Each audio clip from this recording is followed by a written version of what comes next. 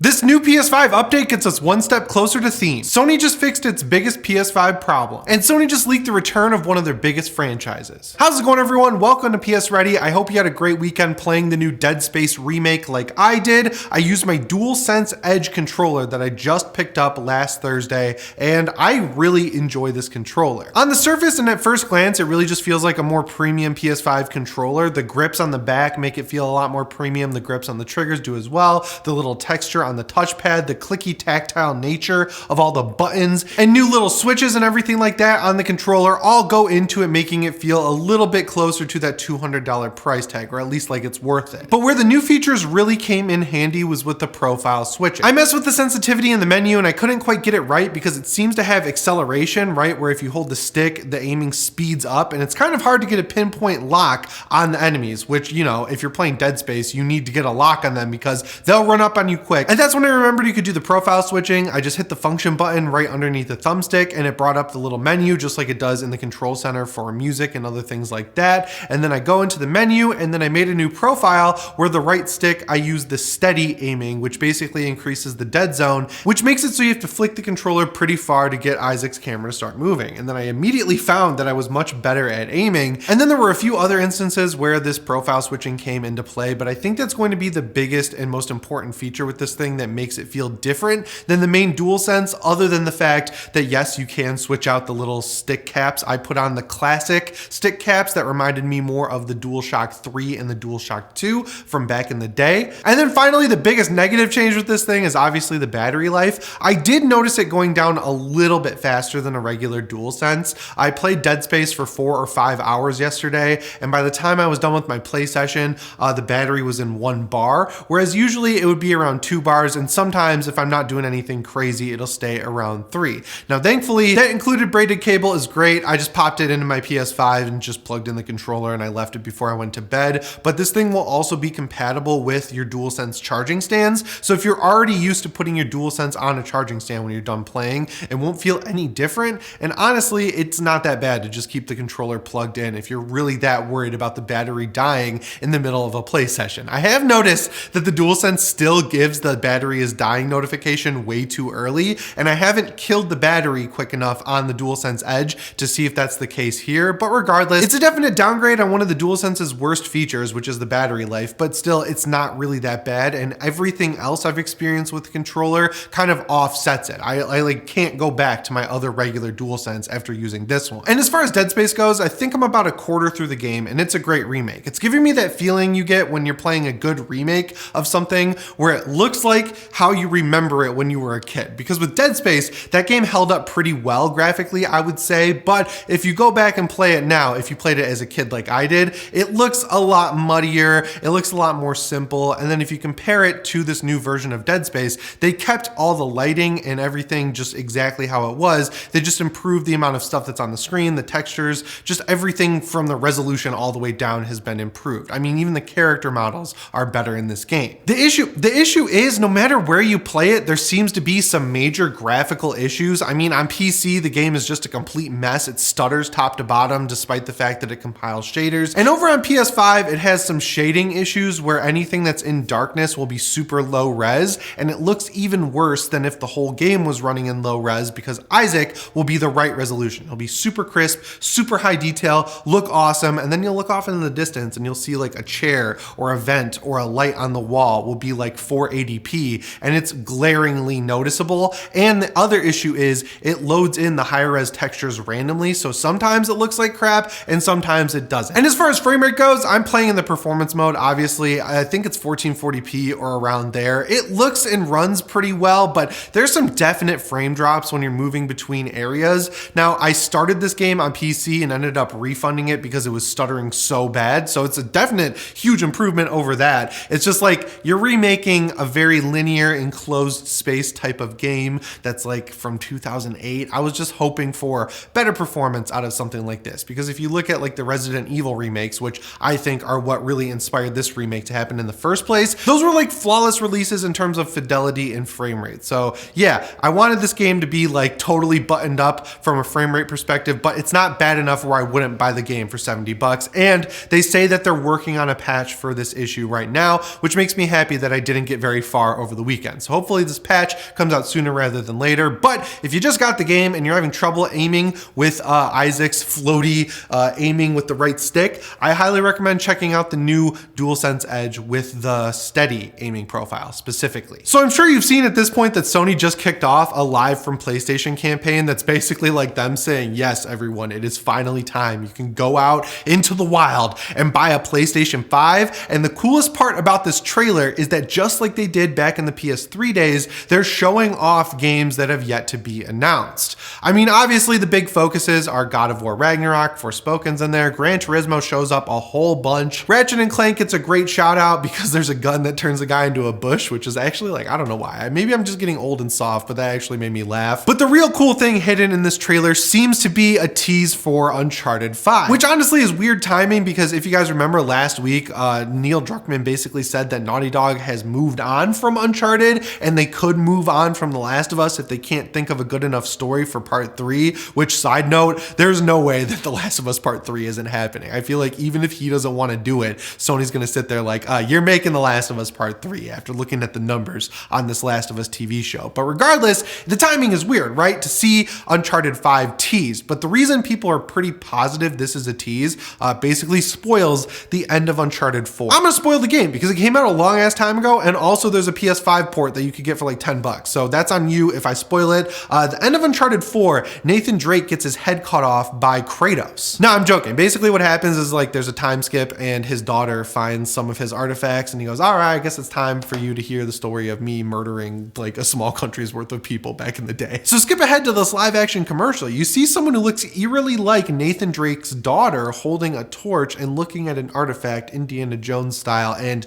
to me, this could either be Tomb Raider, which would be weird since Xbox is kind of like hanging out with Crystal Dynamics over there, doing their own thing with Perfect Dark, I guess helping out with Tomb Raider in some way. It would be weird to have Sony teasing Tomb Raider with that not being an exclusive they've announced. So that really only leaves Uncharted. And then there were rumors last year that we've heard that like there's a new studio or Sony San Diego is working on Uncharted 5, but regardless, it's happening. And I think that's really cool. But it makes me a little bit nervous that no one involved with the original game seems to be attached to this reboot, right? Like Amy Hennig left Sony. She had a big falling out with Naughty Dog that wasn't publicized too much. And then Neil Druckmann has moved on to The Last of Us Part 3. So yeah, I'm really curious how this is going to turn out, but it could be a situation where once again, we see a studio at Sony make their first game and it's an absolute banger. Like Sony does a good job getting all of their studios to kind of help each other out, share features, practices, story beats, all the things that work in their games. And then you see it kind of synergizing and improving all of their games as a whole. So one of the cooler updates we're getting this week with the PlayStation 5 is a brand new update to the PlayStation Phone app. And this is one of those things where it's like, oh, I see the headline and I'm like, that's not that big of a deal. But then I click into it, I read about it, and then it actually gets me excited. So one of the coolest features with the PS5 is of course the replaceable faceplates. I'm calling them faceplates. I think some people call them side plates. Sony calls them plates. I don't know what to call them. You could switch the plates out on your PlayStation 5. So if the white ones that come with your PS5 get dirty, or you just want to try a new color like Midnight Black, Cosmic Red, the Starlight Pink, and something blue, and there's purple too,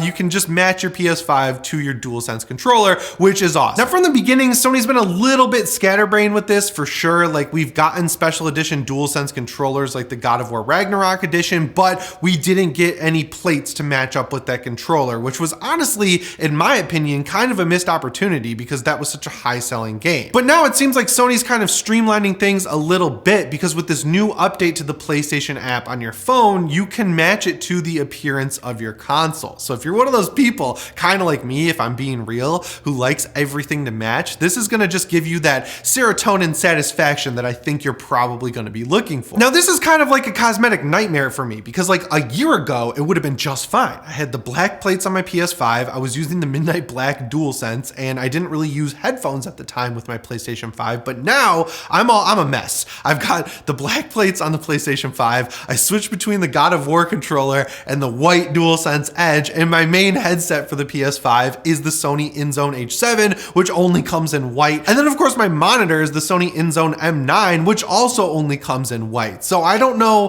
what color I should really tune the app to, but if I was smarter about this, if I just went Cosmic Red all the way across the board or gray camo, there are some options here. Like it's not gonna paint your app camo, it's just gonna look nice and uniform across the board. But if you got gotten some of these other colors like pink or purple or blue, it's just gonna look a lot nicer on your phone, which I think is cool because the app is actually usable this generation. I thought it was cool last generation with the PlayStation 4 when they released the app. They made it seem like, oh, you can go on here and chat with your friends. You can buy things on the PlayStation Store. You can automatically download games to your console. And I would give all of those features about like a 60% success rate on whether or not they were gonna work. It was one of those weird apps on the phone where you had to do everything through a browser, but it was encased in an app. It just didn't work really well. And the new version of the app that came out with the PS5 helps you from the very beginning. You use it to set up the PS5, and I love just going on it, buying games like Dead Space Remake, and then hitting download to my PlayStation 5. Not only does it download it, it gives you a notification when it's done. I was out with my fiance, we went out to dinner,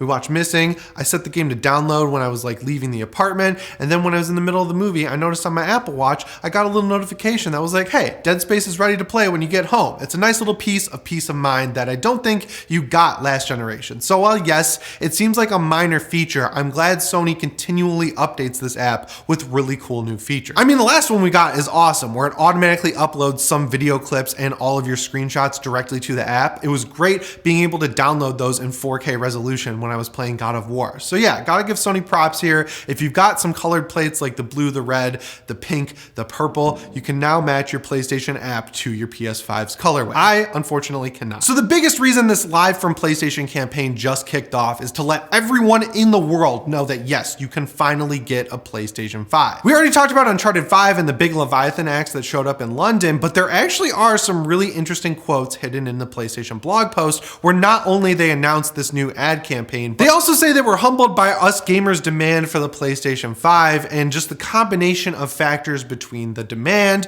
of course, the fact that they couldn't make as many PS5s as they wanted to, and the fact that they had to split games across generations. All of that basically made for a rocky first 2 years for the PlayStation 5. But while we all thought 2022 was going to be the year where the PS5 really kicks off, and of course we were ultimately disappointed because the biggest game of last year, Elden Ring, was a cross-generational game, and the best way to play it was to run the PS4 Pro version on your PlayStation 5. Going into 2023, we are starting the year off with next-gen only releases like Dead Space, and unlike next-gen releases that are next-gen only, that were only next-gen only because they ran like crap, Dead Space, despite its graphical issues, runs extremely well and looks incredible. Like resolution-wise, it's a little messy, but the actual assets and the environment and the atmosphere and the voice acting and the face capture and all of that looks incredible. I guess you could also say that the end of 2022 started this graphically with The Last of Us Part 1, because I'm just gonna be real, that's one of the best looking games I've ever played, and it just shows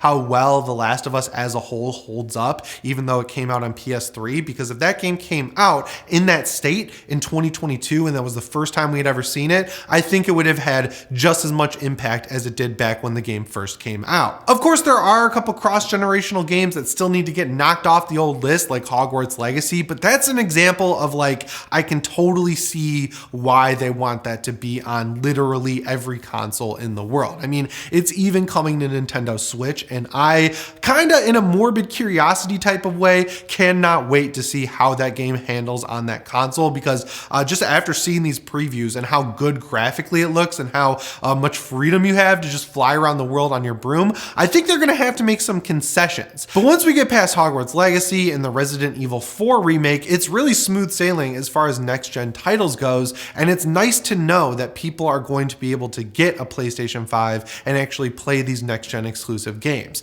I don't think Sony did this out of the goodness of their heart, right? Like the past couple of years, they were releasing everything on PS4, and people were like, oh, it was cool of them to do that because a lot of people still had PS4s. I think they were just trying to do that so they could make money on their games, right? Like there were only so many PS5s out there, and while yes, you could have made games like Horizon Forbidden West or God of War Ragnarok exclusive, and I would argue that in the PS4 generation they totally would have been, I don't think it would have been a smart business move for Sony to release those games as next-gen only while people are still sitting there playing on their PlayStation 4s. So now that the console has actually truly launched and there's a few million of them out there, more people are able to go get them. Like I saw my buddy Austin Evans tweeted over the weekend that he was in a store and saw a Nintendo Switch, an Xbox Series X, an Xbox Series S, and a PS5 all on the same shelf. Like that's a pretty cool situation for Sony, and that's why I think finally we're gonna start seeing some next-gen games. And the best part is is, that lends credence to all these rumors we've been hearing about a PS5 Pro being skipped in favor of the PlayStation 6. So yeah, if you saw the PS5 out in the wild and you're still feeling a little bit nervous because it looks like every game is going to run on PlayStation 4, I mean, between seeing them in the wild, getting next-gen only games like Dead Space, which is awesome, and then watching Sony make a full-on ad campaign with a live-action trailer, honestly, it's bringing me back to those awesome PS3 days when we had people like Kevin Butler on stage at E3 and we were getting all these awesome PlayStation commercials showing off games like Uncharted.